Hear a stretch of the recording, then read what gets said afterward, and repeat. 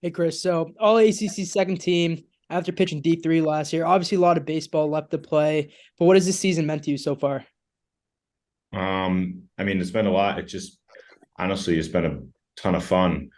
Clicking with the guys and kind of trying to get the most out of the potential that we saw in ourselves. So yeah, just a fun experience. I mean, college baseball is the best, and this season, even though I transitioned to a new school and new division, it was kind of the same thing, just a ton of fun.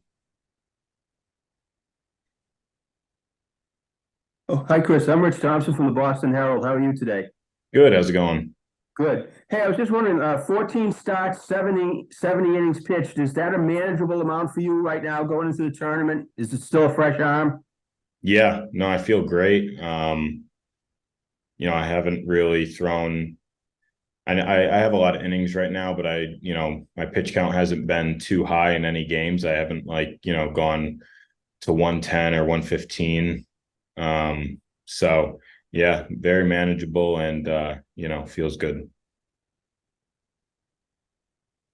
Chris, how was your pitches? How have they developed over the course of the year? I know, Friday when we saw you, there were the three pitches that you used, but how have they improved over the course of the year? How have you improved in your use and how you spot them against certain hitters?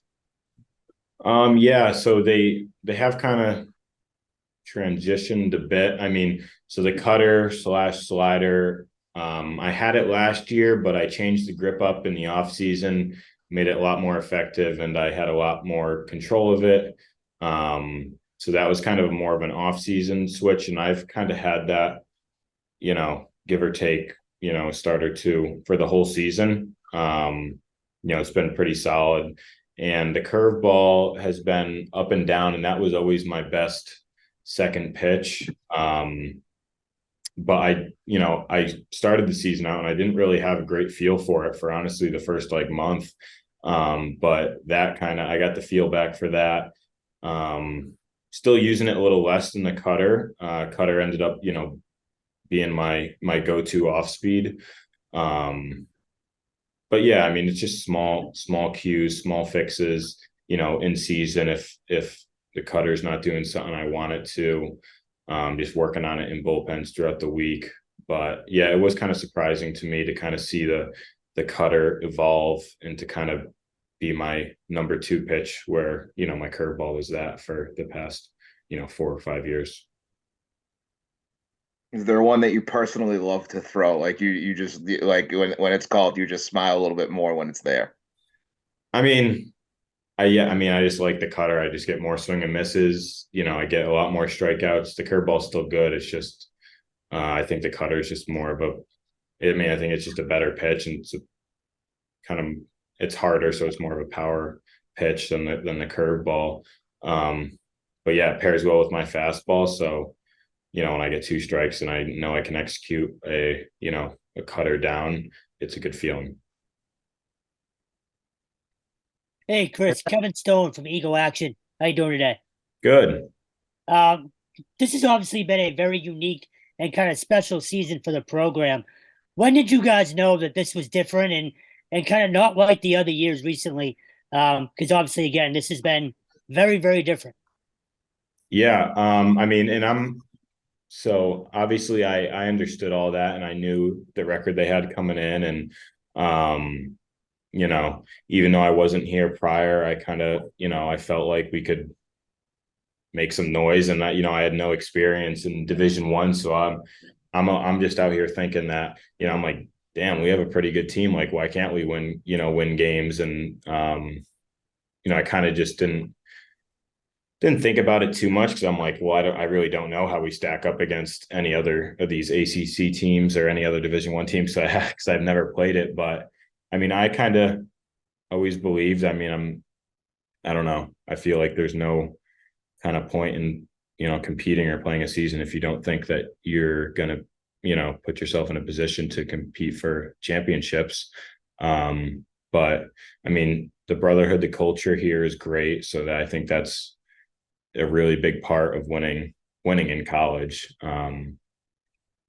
And I don't like I saw a lot of good pieces, and my thought process was I don't see why we can't be competing with the best teams in the country and competing in the ACC.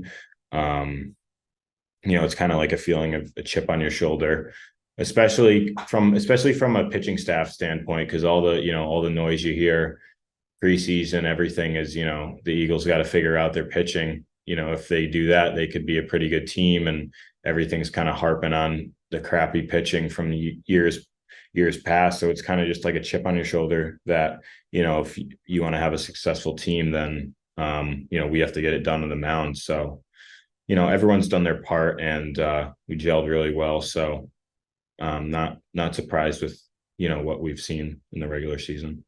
Was there one particular game or series where it was like, holy crap, we might be onto something? I mean, yeah, no, I mean, I don't know. Like, obviously we started off, good, and we're playing good baseball, but if I had to choose one, it's the Tennessee game, because I think at that point we were 8-1 or 9-1 or something like that. And you go in and beat the then ranked number 2 Tennessee. And, everyone knows Tennessee from past couple of years. And, that game, if I had to pick one, was a big kind of, not really a wake up, but it kind of just, showed us a little bit more that, you really can. So.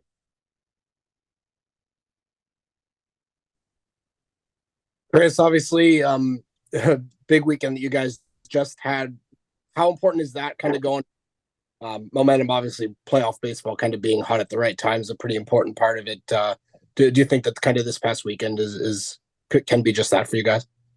Yeah, I mean, it was great. Doubleheader sweep. It's not easy to do.